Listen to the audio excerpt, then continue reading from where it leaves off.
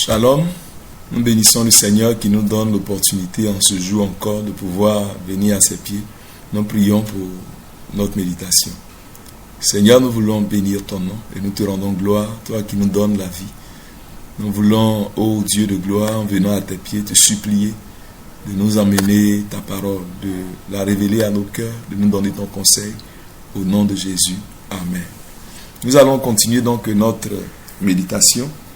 Nous lirons aujourd'hui 2 Pierre chapitre 2, du verset 4 au verset 11.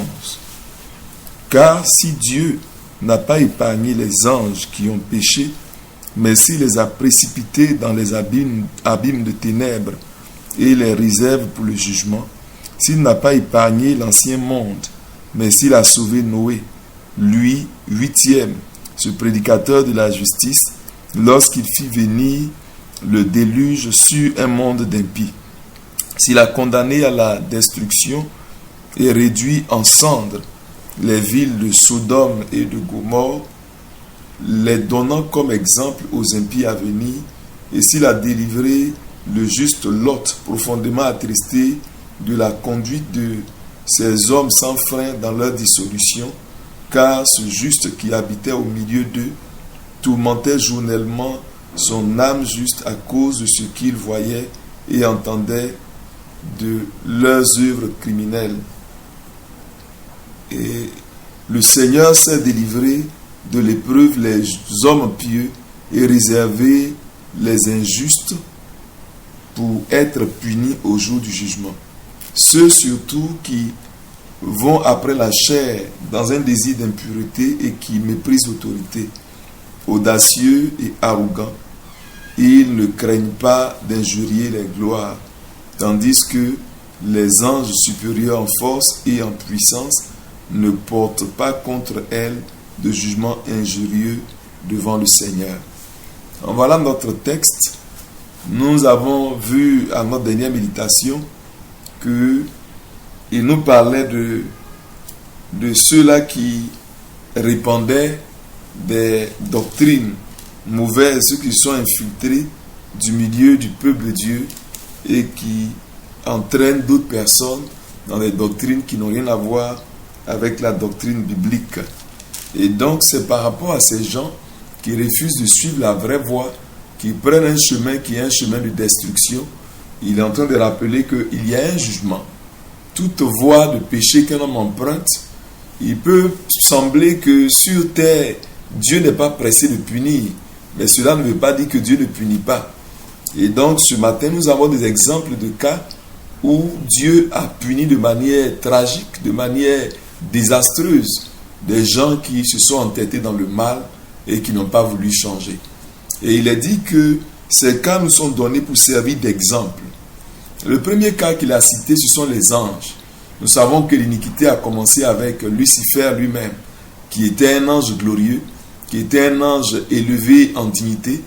Mais dès lors que le péché s'est trouvé en lui, ce que Dieu a fait, c'est de chasser Lucifer, lui et tous ceux qui l'ont suivi dans cette voie de mal. Ce n'est pas pour dire que Dieu n'a jamais aimé Lucifer. Il avait aimé en tant qu'ange. On ne peut pas dire aussi que Dieu a de la haine contre Satan lui-même pour ce qu'il est en tant que créature de Dieu, en tant qu'ange. Mais c'est le mal en lui que Dieu déteste. Et à cause du mal qui s'est trouvé en lui, Dieu a rejeté, il a chassé de sa présence. Ce que nous devons noter, c'est que la présence de Dieu n'est pas compatible avec l'iniquité. Là où Dieu règne, là où le trône de Dieu est établi, le péché ne peut pas y avoir accès. La Bible nous dit qu'aucune impureté n'entrera d'ailleurs dans la Nouvelle Jérusalem. Donc dès lors que le diable lui-même, qui était Lucifer, un ange glorieux au départ, a été trouvé injuste à l'intérieur de lui parce qu'il a conçu le mal, alors Dieu l'a chassé de sa présence. C'est pour dire que le péché, quel que soit le rang qu'on occupe, quelle que soit la position qu'on occupe, dès lors qu'on s'adonne au péché, c'est qu'on s'expose à être rejeté par Dieu, à être chassé de la présence de Dieu. Nous pouvons voir également même les 2 premiers hommes, Adam et Ève, que Dieu a créés à son image. Dieu les aimait. et il aimait communier avec eux. Il leur avait donné l'autorité, il les avait positionnés pour régner sur la terre. Ils étaient les représentants de Dieu sur la terre. Mais dès lors que le péché s'est trouvé dans leur vie, dès lors qu'ils ont commis le mal, Dieu a prononcé le jugement et ils ont été chassés de la présence de Dieu. Donc l'iniquité ne peut pas rester dans la présence de Dieu, que ce soit quand elle se trouve dans la vie d'un ange ou dans la vie d'un homme, qu'elle se trouve dans la vie d'un prédicateur ou dans la vie d'un fidèle, dans la vie d'un bishop ou dans la vie d'un apôtre, peu importe le rang qu'on occupe, dès l'instant où l'iniquité est entrée dans la vie d'une personne, il est exposé au jugement de Dieu. Il est sous la menace d'être puni par Dieu, d'être châtié par Dieu. C'est pourquoi il ne faut pas cautionner le péché, il ne faut pas tolérer le péché. Le péché est en conflit avec Dieu. Le péché est en guerre contre Dieu. Dieu ne supporte pas le péché. Chaque fois qu'il voit le péché, il ne peut pas regarder et approuver. La Bible dit, les yeux de l'Éternel sont trop purs pour regarder le péché. Il ne peut pas regarder le mal parce qu'il est trop pur. À plus forte raison, cautionner le mal en sa présence. C'est pourquoi il faut savoir qu'on n'a aucune raison, ce n'est jamais prudent de jouer avec le péché. Il n'est jamais prudent de garder le péché dans sa vie en se disant, comme Dieu est tellement bon, alors il va avoir pitié au dernier jour. Regardez les exemples qui sont donnés. L'exemple de Noé et du déluge. C'était combien de personnes qui vivaient sur la terre? Certainement plusieurs, des milliers de personnes. En ce moment, les gens vivaient très longtemps et certainement, ils étaient un grand nombre de personnes. La Bible, les hommes se sont multipliés sur la terre, mais le mal a continué aussi à prospérer, à se répandre partout sur la terre, au point où Dieu en avait marre. Et Dieu a décidé donc de nettoyer la terre de toute cette impureté que l'homme était en train de répandre. Et Dieu n'a pas hésité à déclencher le déluge pour détruire tout ce qui était sur la terre, toute forme de vie, à l'exception de 8 personnes seulement qu'il a sauvées. Était-il en ce moment-là des millions, des milliards? On ne saurait le dire. Mais toutes ces personnes, toute l'humanité, toutes les créatures qui étaient sur terre, qui vivaient, ont été complètement anéanties à cause du péché de l'homme, et seulement 8 personnes ont été sauvées, Noé et sa famille. En ce moment, il prêchait, mais les gens ne voulaient pas écouter, les gens se moquaient de lui, comme aujourd'hui on prêche la parole de Dieu, et beaucoup de personnes se rient de cela, et ne sentent pas le danger à cause de leur vie d'iniquité. Et le déluge s'est déclenché et a complètement pulvérisé, détruit tout ce qui existait comme créature vivante sur la terre. Bien aimé, il a fait également dans le cas de Sodome et Gomorrhe. Il a envoyé le feu pour consumer complètement ces deux villes et tous leurs habitants. Dieu l'a fait. Donc quand Dieu se met en colère, il est terrible de tomber entre les mains de ce Dieu-là lorsqu'il se met en colère. La Bible dit il est comme un feu dévorant. Quand il se lève pour exercer le jugement, devant lui, la terre peut être comme un jardin d'Éden. Mais après son passage, c'est un désert affreux. Dieu ravage tout, Dieu détruit tout. Il a tout consumé dans Sodome et Gomorrhe, et seulement Lot et sa famille ont été sauvés. Et même en sauvant Lot et sa famille, la Bible dit ici que Lot, c'est parce qu'il était juste. C'est vrai, quand on parle de Lot, souvent on en parle en tant qu'un homme qui n'était pas correct. C'est vrai qu'on se rappelle toujours de sa scène avec Abraham où il a demandé à se séparer d'Abraham.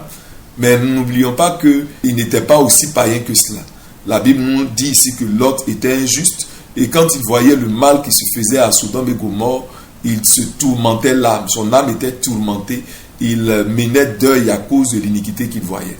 Donc Lot était juste. Et Abraham, quand il plaidait devant Dieu, il plaidait pour que s'il y avait ne serait-ce que 50 justes, est-ce que Dieu va détruire quand même? Il dit non. S'il y a 50, je vais sauver. S'il y a 10, je vais sauver. S'il y a 5, je vais sauver. Et Dieu a trouvé ce juste-là, Lot, et il l'a délivré. Et Lot n'a pas été complètement, il n'a pas été détruit par ce châtiment-là. Même si plus tard, ses filles l'ont conduit à une abomination en couchant avec lui après l'avoir mis ivre. Et on voit aussi que même sa femme, quand elle n'a pas respecté les consignes pour pouvoir échapper, elle n'a pas pu échapper. Elle a péri, elle est devenue une statue de sel. Donc, bien aimé, le péché est terrible. Mais regardez le peuple d'Israël. Un peuple choisi de Dieu que Dieu aime.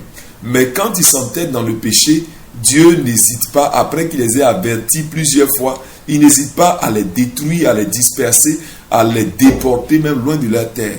Le péché est horrible. Nous ne devons pas jouer avec le péché. On n'a aucune raison de nous amuser avec le péché comme si ce n'est pas aussi grave.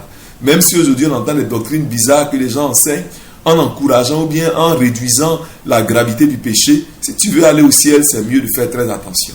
Le cas le plus parlant, c'est lorsque Jésus lui-même, qui est le Fils de Dieu, qui est venu du ciel, et qui a vécu une vie entièrement sainte, sans jamais commettre le péché.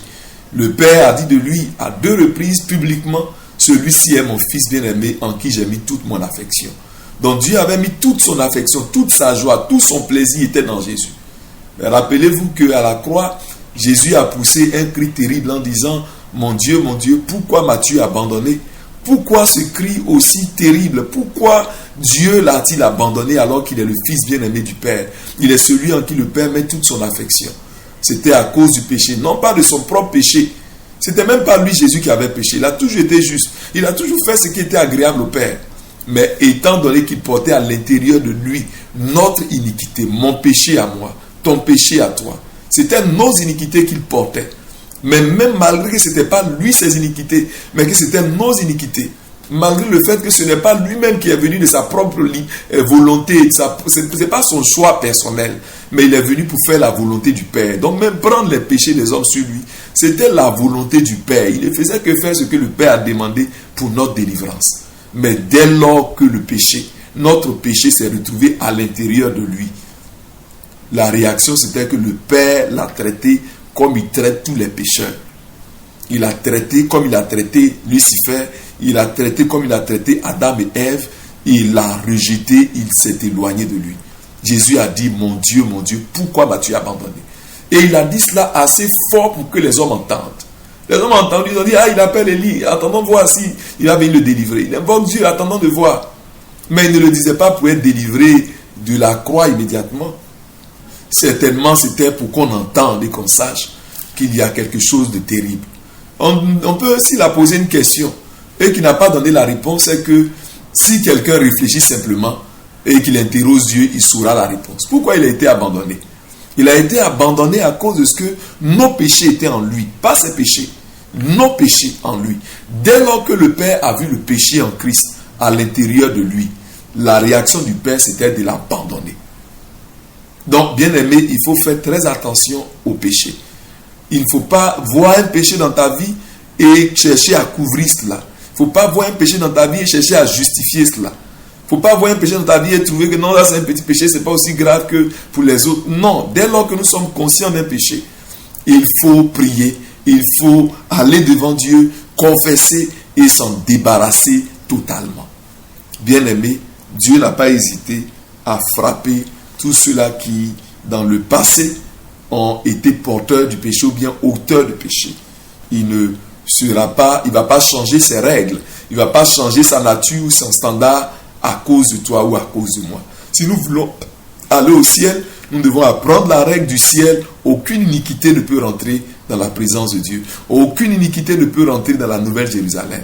C'est maintenant que nous sommes sur terre que nous pouvons avoir le pardon du péché et être délivrés du péché. Si nous gardons le péché qui est la mort, nous supplons dans le péché, alors malgré tout l'amour que Dieu peut avoir pour nous, il n'y aura rien à faire pour nous que de nous rejeter loin de sa face. Bien-aimés, faisons très attention. Et la Bible nous dit que ces gens qui pratiquent le mal, qui continuent dans leur iniquité, ils doivent s'attendre à ce que le même châtiment vienne sur eux. Par contre, ceux qui vivent correctement, Dieu les délivre. Dit le Seigneur, verset 9, c'est délivrer de l'épreuve les hommes pieux et réserver les injustes pour être punis au jour du jugement. Ceux surtout qui vont après la chair dans un désir d'impureté et qui méprisent l'autorité. Audacieux et arrogants, ils ne craignent pas d'injurier les gloires, tandis que les anges supérieurs en force et en puissance ne portent pas contre elles de jugement injurieux devant le Seigneur. Donc nous devons savoir que tous les désirs de la chair poursuivent les passions, poursuivent les convoitises, comme la Bible dit dans 1 Pierre 2, cela fait la guerre à notre âme. Les désirs de la chair, le péché, l'iniquité met notre âme en danger, met notre âme en péril. Bien-aimés, ne nous mettons pas en souci pour le corps au point d'endommager le sort de notre âme. La Bible dit, n'ayez pas soin de la chair pour en satisfaire les convoitises. Mais il faut s'en défaire et se revêtir de Christ.